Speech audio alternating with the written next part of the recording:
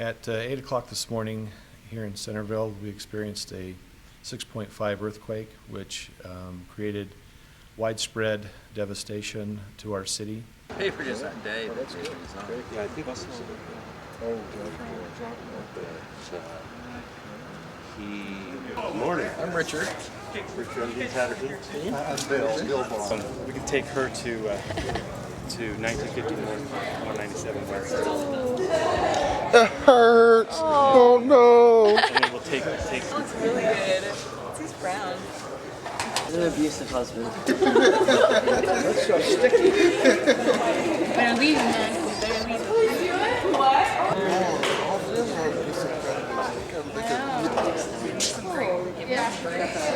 Around his nose. Are you done? Are you done?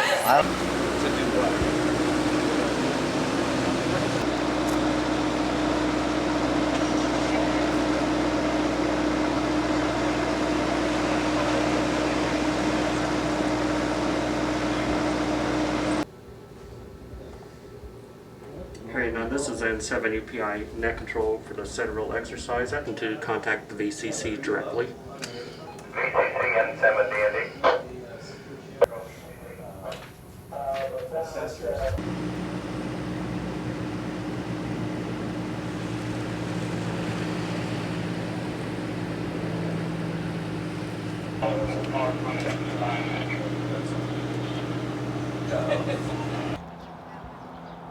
K7RHE.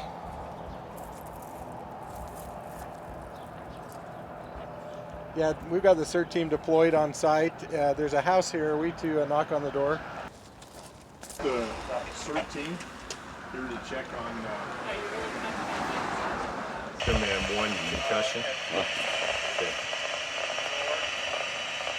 Now, if I'd known we were supposed to be creative, I would have come. well, it wouldn't do anything. Correct. We found the fire.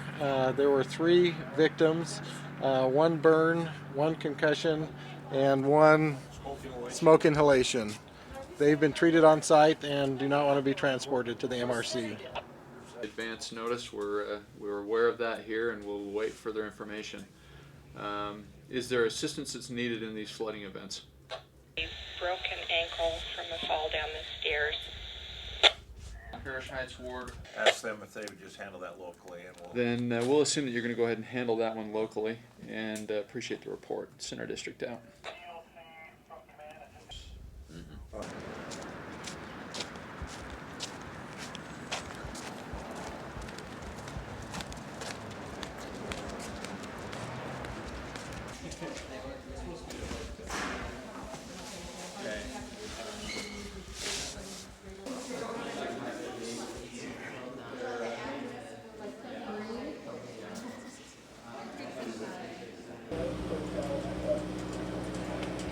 Got a report of major gas leak in the area of Creekview and Mountain View.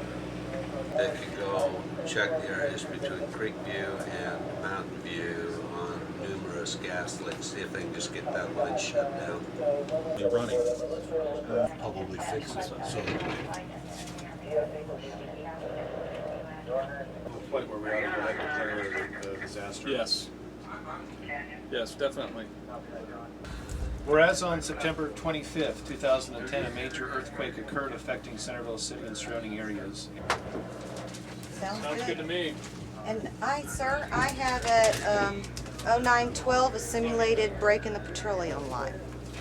Okay, now I did get you lat long for Glover's Lane and the Pipeline Road. That's lat long. The other one was a canyon? Parish. Parish Canyon, okay. What else do you want?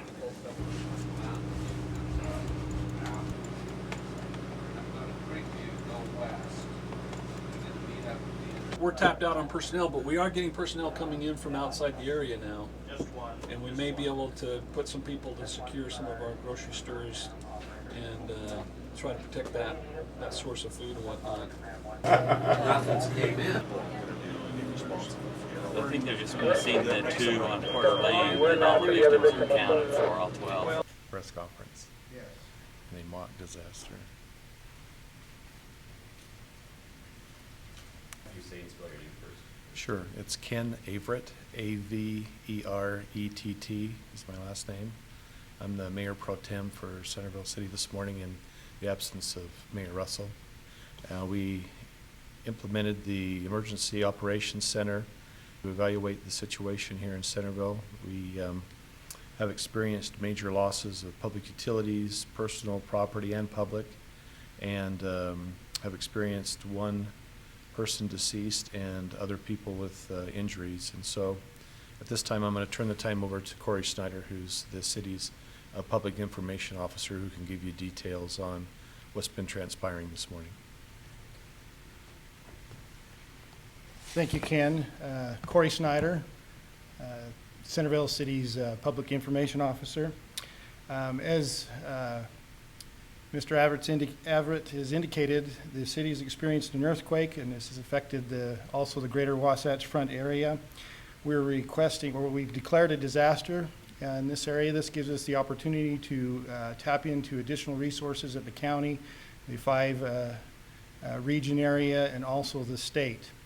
We'd like everybody to know, to keep in mind though, that disaster with an earthquake of this magnitude, the resources will be limited, and we're responding to as many incidences as our resources allow us. As indicated, emergency crews are throughout the city, and they will be responding and prioritizing their response to the various incidents, and we're have support resources from the city as well as the county to assist them at this time. We like the general public to know that they need to shelter in place and limit their travel throughout the city. If they're in an area that is unsafe, we have some neighborhood network folks that are trying to establish places of safe zones and encourage them to limit their travel to those safe zones. For the next 72 hours minimum, we're asking everyone to secure water and food and shelter in their place at this time as we work towards finding resources for the continuation over the next several days. Note should be made that the city's water system has been damaged, and resources are being worked on by our public works so that they can have access to water. But if you use any water that's available to you, please boil it in order to drink it safely. Hospital services at this time are basically full. We've have an additional aid station set up at Stewart, or at let me get that right. That's Stewart Elementary School. They're treating major injuries there, and the emergency crews are transporting folks to and from that place. If you have a minor injury, we ask that you look at your available resources in your area to treat those minor injuries, to keep the aid facilities open for those who have been severely injured or need major treatment. CERT members in our neighborhood network are currently canvassing the city. They're looking for various injuries, trapped individuals, as well as other needs and identification of damage to personal property. And they are notifying that in communication with our Emergency Operations Center to assess what resources and aid can be given in those circumstances. At this time, we ask folks to, if they need updates, to listen to the AM 1700, and we'll try to publish updates at this time. The status of the city that we have currently known is that we have 12 victims that have been treated. We have 1 person that is deceased. We have 28 special needs individuals that are we're working towards support for their needs.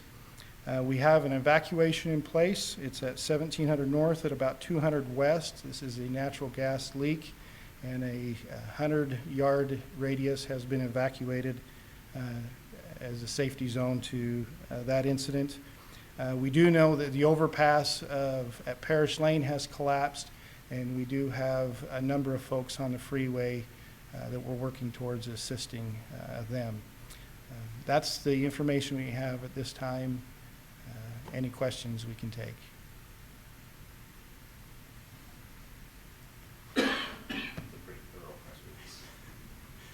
I was pretty nervous.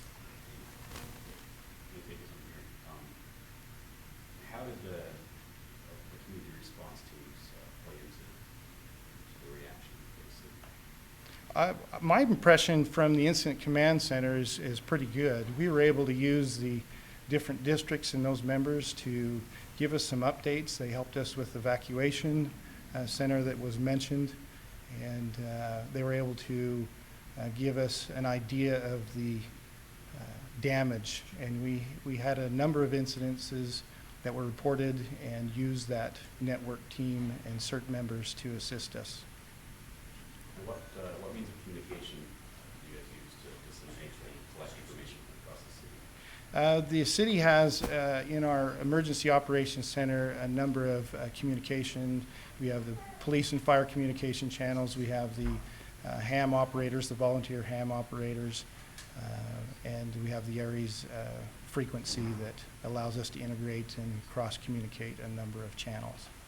Is that effective today? I believe so. We received a lot of information via that communication system, and we're able to make some decisions based on those reports. Were there any problems to the plan the city had in place in a disaster? Did something pop up that wasn't this big? I didn't hear that from anything from the incident commander. I think what we learned out of the exercise, though, is something that I observed was we had the Civil Air Patrol, and the ability to interact with them and find out what their needs are for us to have them fly over and assess different areas and providing them the longitude and latitude coordinates was something that we didn't plan for. We're able to get, but probably took a little longer than we originally planned.